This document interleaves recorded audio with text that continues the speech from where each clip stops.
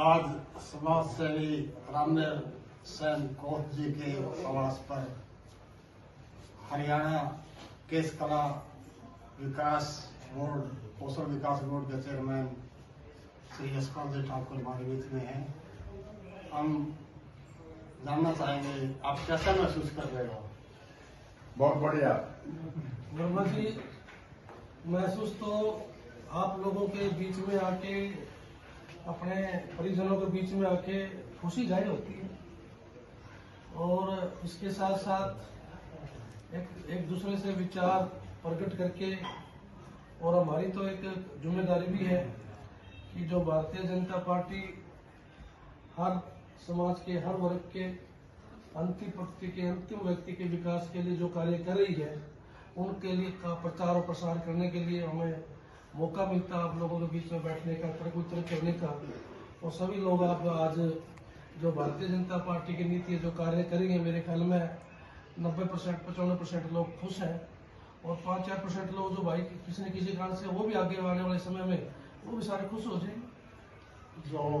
Case कला एवं कौशल विकास board के चेयरमैन हो, क्या मतलब योजनाएं हैं, क्या आपके समाज के विकास के लिए क्या कुछ करना चाहोगे? देखिए वर्मा जी, केस कला कौशल विकास बोर्ड में काम तो काफी है।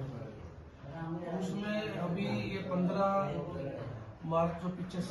साल गया, उसमें हमारी नियुक्ति की थी,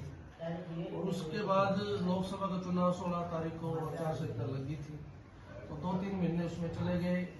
फिर 1-2 महीने बीच में मिला, फिर अपना विधानसभा के चुनाव आ गए, फिर दिल्ली का विधानसभा चुनाव आ गए,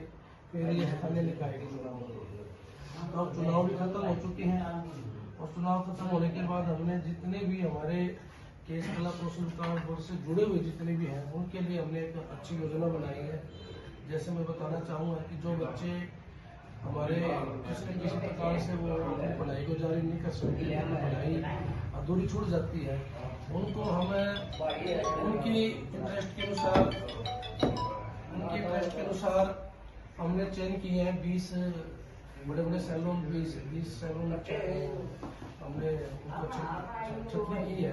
क्योंकि हर सैलून पर लगभग 5-6 आदमी जितनी कैपेसिटी होती है, कुछ तो नहीं, ये तो है जो हम बैठाने उन लोगों को वहाँ कोचिंग देने के लिए हम उनका एडमिशन करवाएंगे, और वो जो जहाँ कोचिंग करेंगे वो सैलून वाले,